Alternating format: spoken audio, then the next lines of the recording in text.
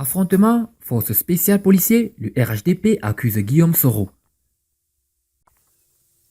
Avant de commencer, n'oubliez pas de vous abonner et d'activer la cloche de notification, car cela va vous permettre de ne plus manquer les prochaines vidéos.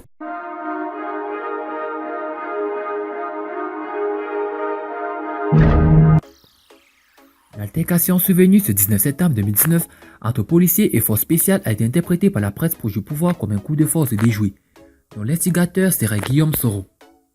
Deux graves accusations portées contre Guillaume Soro.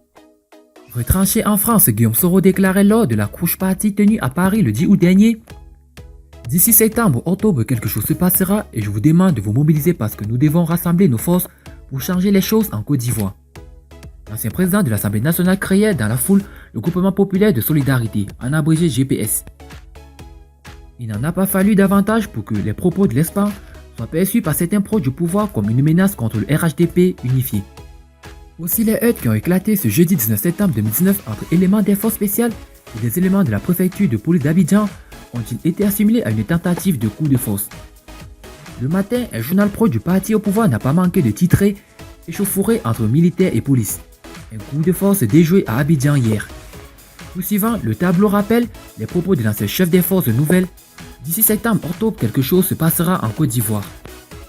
À cet article, Alain Lobognon, député proche de Guillaume Soro, a répliqué par cette publication. En réalité, rien n'est bouclé. Quand des journalistes oublient de faire le travail et se comportent en vendeurs de beaux flottos, voici ce que ça donne.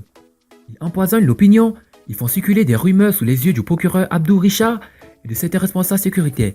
Ils croient ainsi effrayer l'opposition. Puis il ajoute, en réalité, ils se ridiculisent en faisant passer ceux qui les financent pour des responsables politiques qui ont peur d'aller à une petite élection transparente au risque de la perdre lamentablement. Ça se voit que lorsque Dieu distribuait la honte, les journalistes de ce journal étaient où, vous savez.